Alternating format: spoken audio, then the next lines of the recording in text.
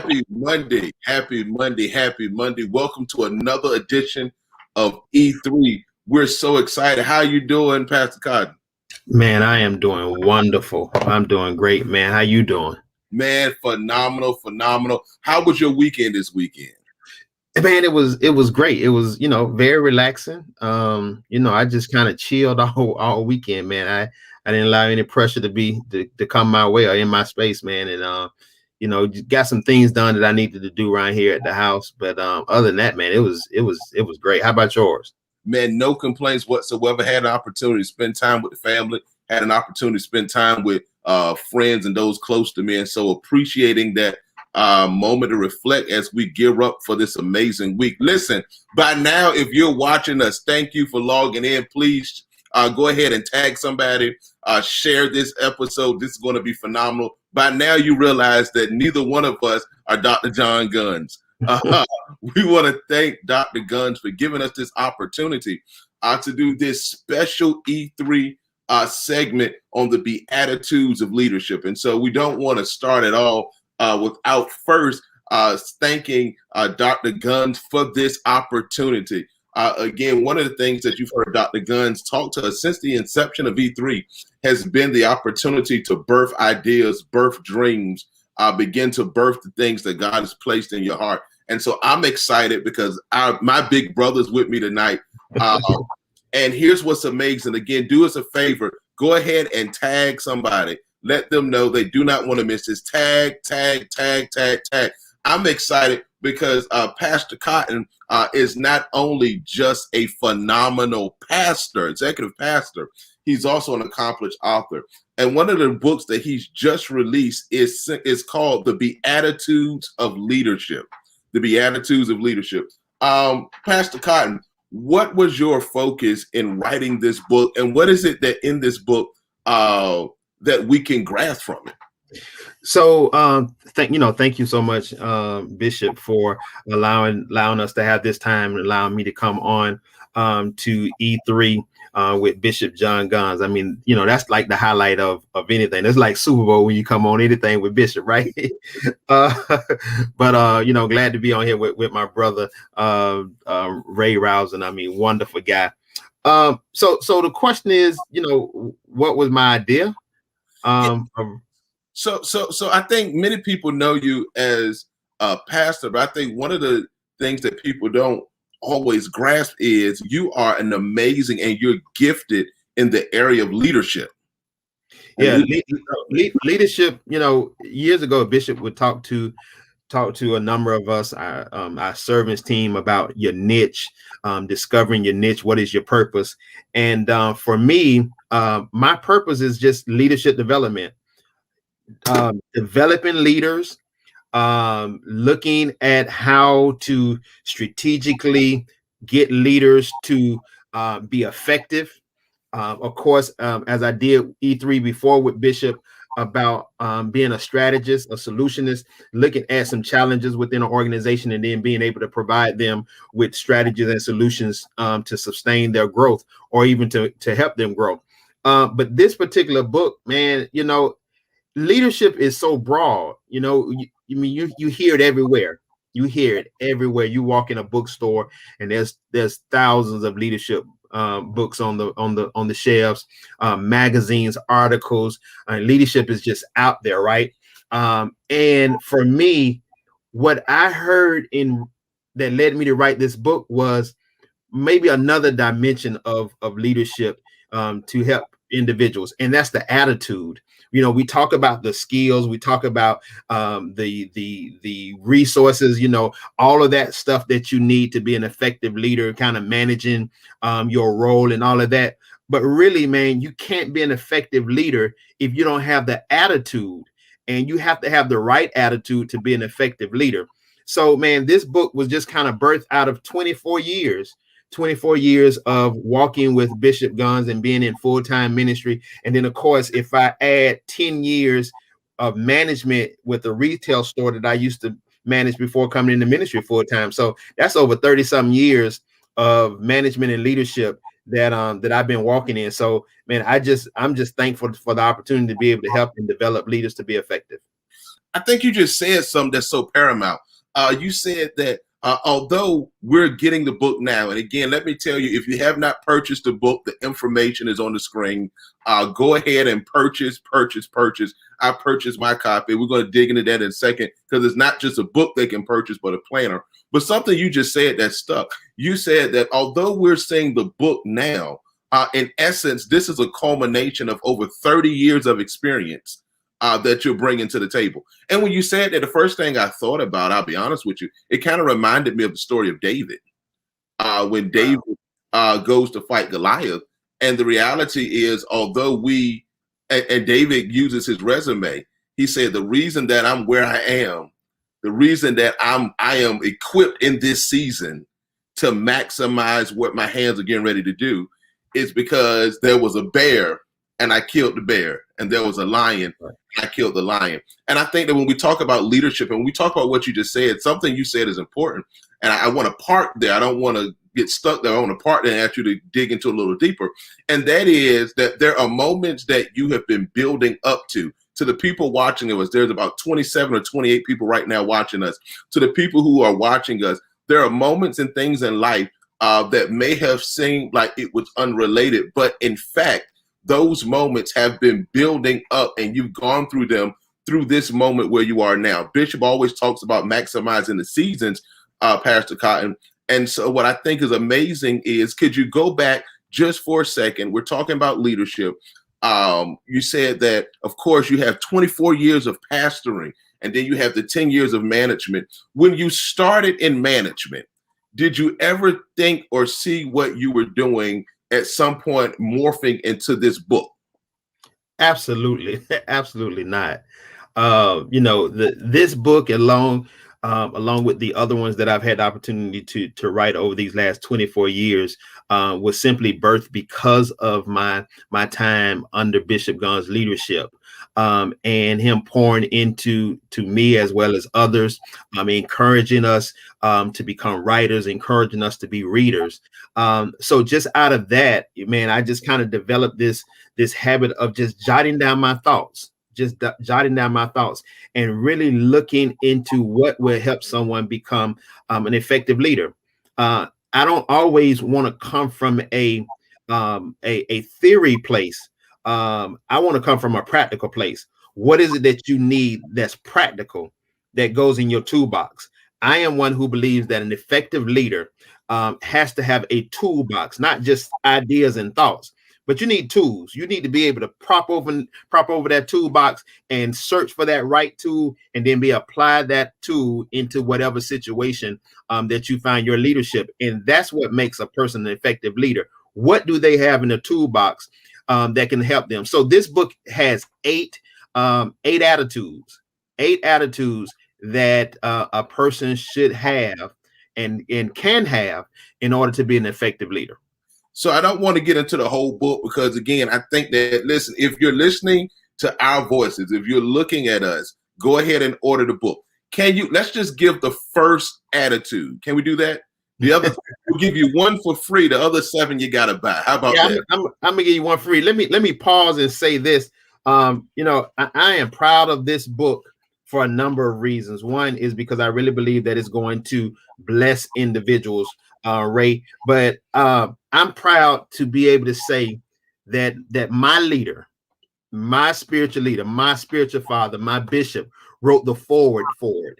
And I am thankful for that he was willing to really sit down and write and encourage people to read this book, and encourage them to understand where my heart and my passion is for leadership. So the first one, right before you go there, if I can, you're dropping nuggets, and I'm hoping that they're catching it.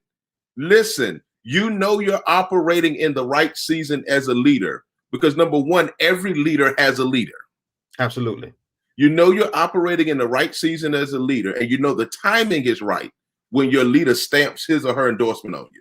I think you said a mouthful, and I didn't want to miss that, forgive me, but that's so important, because I think a lot of times what happens is that we get a gifting and we get a calling, and we begin to map out things, but timing is important.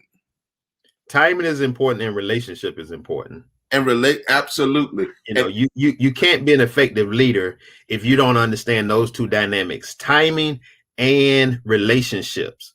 If you can get that together, if you can understand those two ingredients, if I may say, if you get to that understanding, then you are well on your way to becoming an effective leader. It is literally about timing, and it's literally about relationships. Because if you as a leader do not have a relationship with someone that you consider your leader, you're not going to be effective. The most effective leaders are followers. And of course, we've heard that. We've heard that, right? But listen, just because I've written this book, it doesn't mean that I stop following my leader. That's not the case. Absolutely not. You're dropping nuggets, and I'm hoping that our audience is catching it. We haven't even gotten to the first. We're dropping nuggets. A good leader follows. Absolutely. A good leader listens. A good leader submits. And I think that's important because a lot of times when we talk about leadership, Pastor Cotton, we look at leadership from the lens, if I can say, of the person giving the orders. But if we take it from the biblical perspective, he said, let the greatest among you be a servant, which means that a great leader is a submissive leader who can put feelings, who can put personal ideologies aside and look at what is the greater good and what is the person who's speaking into my life saying. Absolutely. When you talk about that relationship, that's key, because it is. Here's what I've learned, and then we're gonna go to this one, sir. I'm sorry, you said something that I started taxing. Here's what I learned: that a good leader, the difference between just a leader and a great leader is that anybody can come up with an idea. Absolutely. Anybody can come up with a concept. One of the things that Dr. Guns, as we say, Bishop Guns, our bishop has taught us, is the value, as you said, of relationships. And relationships and covenant says that I trust the person, that it's possible that I may have what I think is a good idea, but it's not a God idea. That's and right. The difference between the good idea and God idea is that a good idea sounds good for a moment. A God idea is going to take off for a lifetime. I'm sorry. I got all of that by what you said. I'm going to stop talking. Let's go to the first principle, please. All right. So the first attitude is the attitude of fearless. It's the attitude of fearless. And the reason why I put this one first is because anytime you step into a leadership role, now this is going to sound almost crazy. The moment you step into a new leadership role, you ought to be afraid. You ought to have a level of fear. You ought to have a level of fear because you ought to step into a place of the unknown. No matter how gifted you may be, no matter how many degrees you may be, whatever that leadership role is, it's an unknown role. It's unknown. You don't know, you don't know the team, you don't know the people. If you even have anybody. You know, you may come into a situation where you have to build that team and build that culture, and you've got to discover all that. And that should create a level of fear in you, but you have to be fearless. What do I mean by that? You have to be so fearless that even while you have elements of fear, you don't let the fear stop you from becoming effective. Ooh. So in essence, if I'm hearing correctly, the fear is a good thing. It's a good thing. And if I'm understanding correctly, the fear ultimately produces the fuel. Yeah, where we need to go. You don't become fearful. You have fear, but you don't become fearful, right? When I came into ministry 24 years ago, and I wrote this in the book, when I became the youth minister 24 years ago, this was my first assignment in church. Yes, I had did the management for 10 years. I was good at being a manager. I was good at building the team. I was good at knowing how to hire the right people, putting the right people in the right seats on my bus. I was good at building the culture in my stores, but this was new. So yes, I had fear. But because I knew this was where I was supposed to be, I did not let the fear control me. So I became fearless. I became fearless. How do you become fearless? You become fearless by looking at your track record on what you did prior to this new leadership role. That's it. Listen, listen. I say that one more time. Say it one more time. Say it one more time, please. So a lot of times when a lot of times people become what their emotions are. Fear is an emotion. Fear is an emotion. And how do you know you're not going to be effective? How do you know you're not going to be successful in a particular area? Right? Who told you you weren't going to be good for it? So 24 years ago, who told me that I wouldn't be a good youth minister? Who told me I wouldn't last in ministry 24 years ago? Who was telling me that stuff? My emotion was, my fear was telling me, you don't know what you're doing. You ain't never been here before. You never done this before. You ain't gonna last, right? That's what my emotions was saying. The emotions of fear was telling me that, was feeding that to me. But the moment I stopped and said, I'm not gonna become this. I'm not gonna become this fearful youth minister. So I had to put my brakes on and I had to say, okay, look at your 10 years in management. Look at your 10 years at what you've done with this company. Take that and now insert it into this new assignment. Wow. You mentioned earlier, David, listen, don't think that David went out on that battlefield and he didn't have a level of fear with Goliath. He was looking at a giant. He was looking at somebody who was much bigger than him. But he didn't become that. He was fearless. Why? Because, hey, I've been killing lions and bears for years. And how was I killing them? I was killing them with a slingshot. He had a tool in his hand. And he used the tool. Listen, I think that when you say that, the reality is, I think that it becomes important for all of us as leaders, because we're all leaders. We all influence someone, something. There's always someone watching us, which is why I think that this is so apropos. And again, this is why I'm encouraging you to get this book. I think all of us have to keep a journal of victories that we won along the way. Absolutely. And what you said tied into that, so that when rough moments come to us, we're able to go back and say, oh yeah, I remember when I thought I couldn't do this. Check. And I think those things become great because as we continue to evolve, and we're talking about leadership, and so as our leaders, in our case, Bishop, continues to push us, Dr. Guns continues to push us, then the reality is, here's what I've learned. When you're under leadership and you're in covenant and in alignment and in relationship, as your leader expands, you expand as well. And I think that what is important, as we're talking about E3 tonight, is that as we continue to grow, as we continue to follow the leadership that we're given, as we continue to maximize what we're taught, what happens is, to us, is almost like you're painting a picture and you don't realize, because you're stuck in this one part, how big the canvas is. And I think that as leaders, what you said, being fearless, is amazing. I think that this is, I want to say this, and then we'll move. I believe this, Pastor Cotton. I believe that every moment that we've had has been intentional for this season. Yes. That we're in now. But I also believe this. I believe that in true leadership, when we talk about true leadership, we have to understand that it's more than just a season. This is an assignment.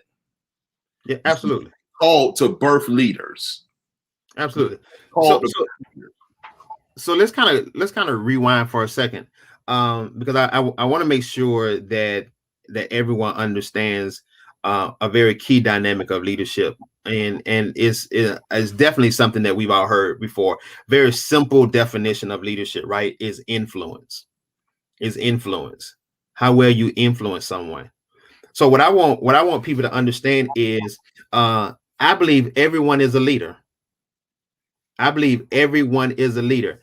I believe that it is leaders' responsibility to birth other leaders, to nurture other leaders. Some people say leaders are made. I believe leaders are born, because I believe everyone has the sphere of influence in them It is naturally a part of who they are, right? I can influence you positively, or I can influence you negatively. Either way, I'm influencing you, and I can become a leader over you, right? If I'm in a gang and I'm a gang leader, I'm influencing you to do something bad. That makes me a leader, right? But I think what we have to be able to do, Ray, is we have to be able to nurture leaders. We have to be able to get leaders to birth their own leadership. And the way you do that is you have to follow a leader. You have to follow a leader. I'm gonna keep coming back to that. You have to follow a leader. You can't give birth if you don't have a midwife. Wow. And your leader is your midwife, which means you submit to everything that leader is telling you to do so you don't abort the baby. Cotton. And what happens a lot of times is you have folks who are aborting babies because they want to run off and they want to start doing their own leadership stuff. And they haven't been nurtured. So the first roadblock they hit, the first mountain they come up against, the first pitfall that they encounter, guess what? They hit that roadblock. They don't know how to move it. They don't know how to get over it. They hit that mountain. They don't know how to climb that mountain. They fall in that pitfall. They don't know how to get out that pitfall. Well, when you have a leader will ensure that you give birth to what's in you. Let me take this parenthetical pause. I'm trying not to be happy. I'm trying not to preach. I'm trying not to alliterate. What you just said is so powerful. And that is this. If you have a dream, I agree 100% that everyone is a leader. And I think what you said is so important, that whether we realize that both negatively or positively, we're influencing other people. I want to challenge everybody. I don't want to make the assumption that everybody watching is a part of our St. Paul family or even knows Dr. Gunn. So let me go out on a limb. And if for some reason you've never heard of Dr. John Gunn, let me encourage you right now. You want to find someone.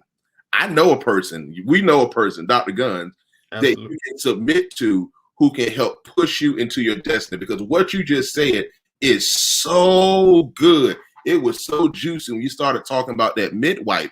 And I think that when you put it into that, when you use that analogy, it made sense. No one goes to the hospital and delivers a baby by themselves.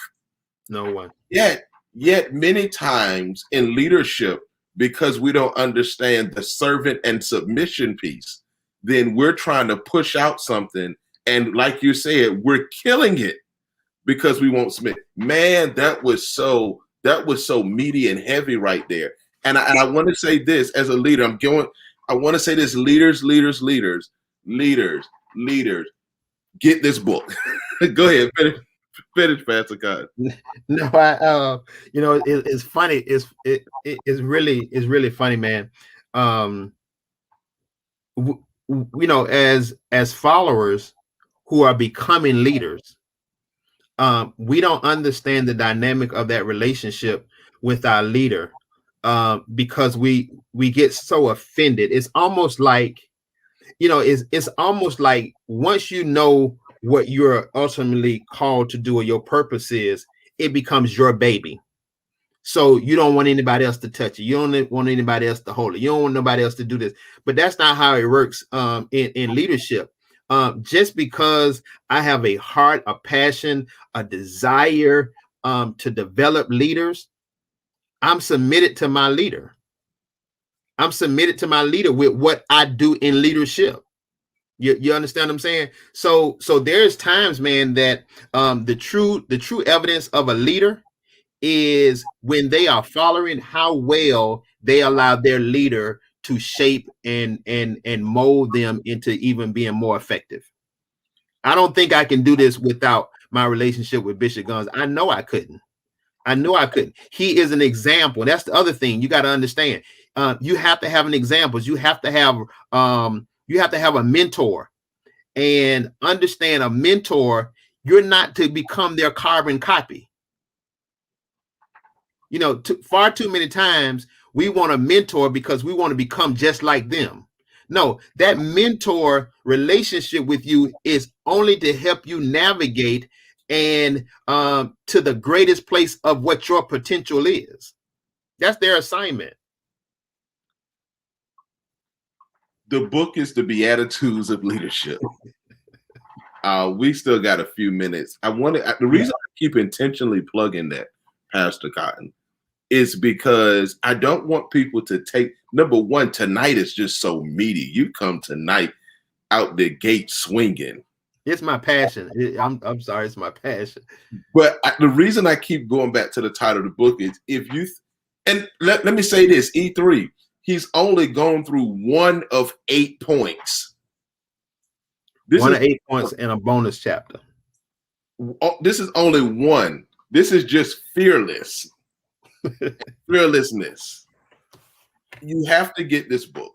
I encourage everyone who's serious about becoming the best leader you can to get this book.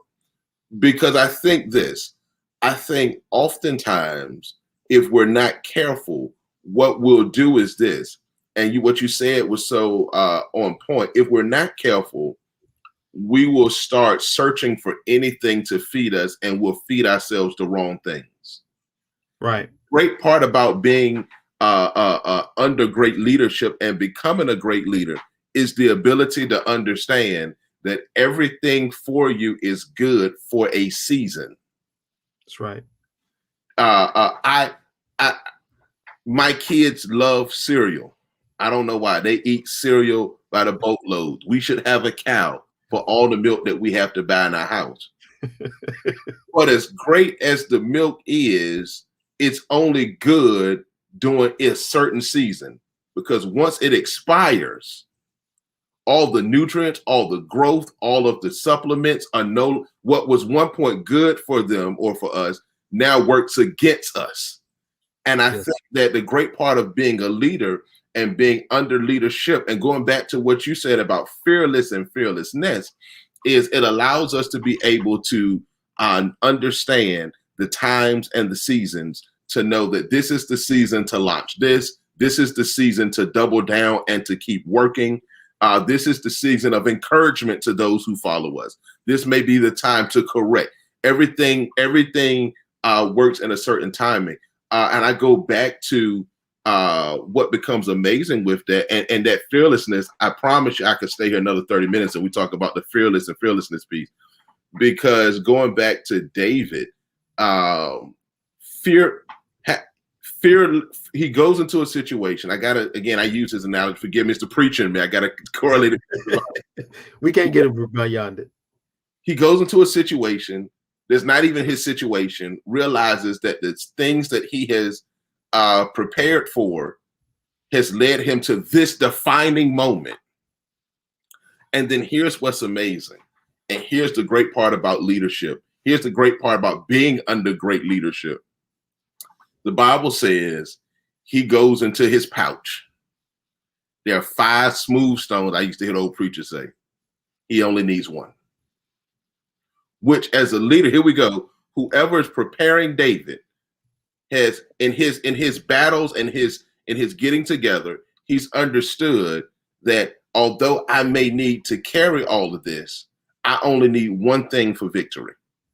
As a leader tonight, to the people listening, there for every battle you've gone through, for every frustrated moment, for every great idea you've had that's led you to this moment, this assignment, this season, this opportunity, I think that the one thing that Pastor Cotton is showing us, and again, he's only given us one of them, is that you don't need all that you think that you need to survive this next season. It starts with your attitude. It starts with the attitude. It starts with the attitude. Effectiveness and effective leaders, it starts with an attitude. You have to have the right attitudes. You have to be able to look at every situation out of the positive eye. You can't look at it as this mounting issue that is going to overwhelm you and overtake you and destroy you. You got to stand there and you got to know, I have something in my bag. As you was talking about David, I have something in my bag that I have been using for a number of years to keep the sheep safe. And I'm going to now use this. You don't have to recreate the wheel. Use your mind. What is it in you? What attitude do you have towards your leadership?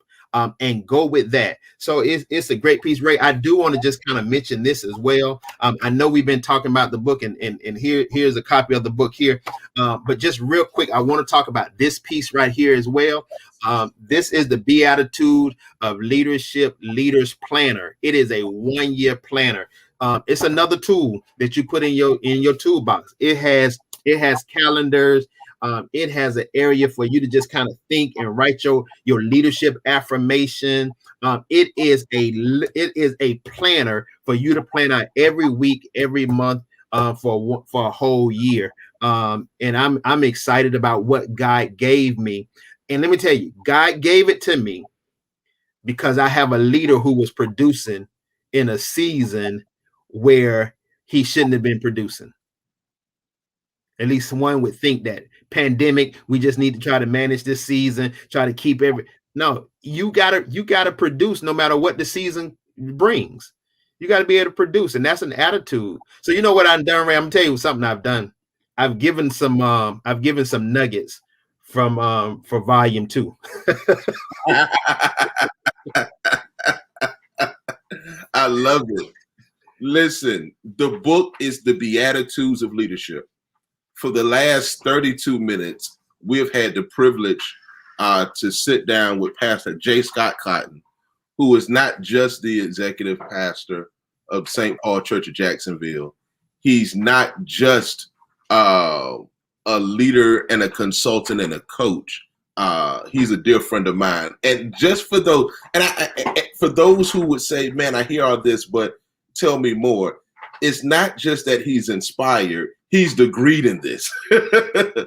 So, and here's why I say that. Oftentimes, if we're not careful, we would disqualify those who are close to us, who have the information, because we try to map out where they are.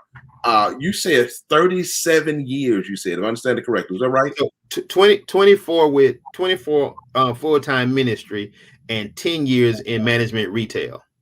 34 years. Let me equate that to our people who was on E3. You are talking to the GOAT of leadership. And realistically, here's what you're getting. And then I'm going to yield to Pastor Cotton, and we're going to go. Bishop, thank you so much for this opportunity. Thank you, Bishop. You're getting in a book and in a planner. Pastor J. Scott Cotton has given us the blueprint to be able to unlock the Beatitudes of leadership. You're getting 34 years of experience wrapped up together in 2 book products that will help push and propel you.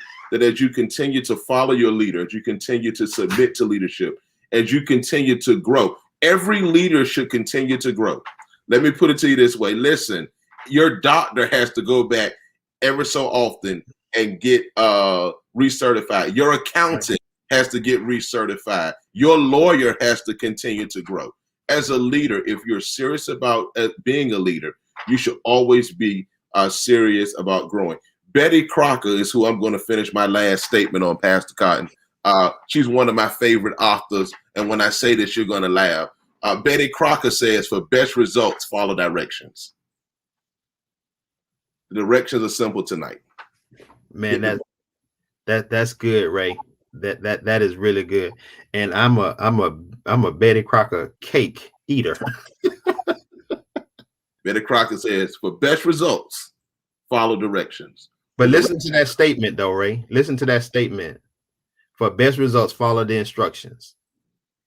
She knew she had a product, and all she did was write down the instructions to share with the world so others can make a good product. And that is the Beatitudes of leadership. That's it. Listen, go right now to Cotton and Company LG.square.site. And you want to order it today. Get the book, get the planner. You need them both. It doesn't make sense to have one without the other. Who bakes a cake and then don't put icing on it? Not me. Who puts Kool-Aid in the thing? I know I'm old when I say Kool-Aid now. Don't put sugar in it. You need both in your life. You need both in your collection. And let me challenge you this. I love to read. Number one, If you are a leader, you should be reading a new book every month anyway, minimum. But let me challenge you right now. Don't just buy one. You need one. If you're like me, you need to buy two. I've already bought mine. Buy yours. You need to buy another one for you, and then one to gift someone. Because a good leader, as you said tonight, understands that there's someone that they're pushing to move ahead. And so a good leader, and tonight is the perfect example of that. We have a great leader, Bishop Guns, who has pushed us and given us an opportunity to be able to go and to help others and to inform others and to educate and equip and empower. Buy 2 copies of it, one for yourself and one to give. The information is there. Follow Pastor Cotton on all of his social media. Follow him on Facebook. Follow him on Instagram. Do you have Twitter? I have Twitter. Follow him on Twitter. Dust off your MySpace page. No, we can just go with links in. All right, we can just go with links. MySpace is don't send the people back, man. We're trying to move people forward. We're trying to have an attitude that moves them forward, right? So I'm just here to motivate, inspire, and empower. That's my goal. That's my mission. Listen, thank you all tonight. We're so honored. This has been E3 with Dr. John Guns. Listen, tune in next week. Bishop Dr. John Guns will be back with us. He will be pushing us. We're continuing to grow. We can't wait to see you again next week. Listen, have a great and a strong week. God bless you all.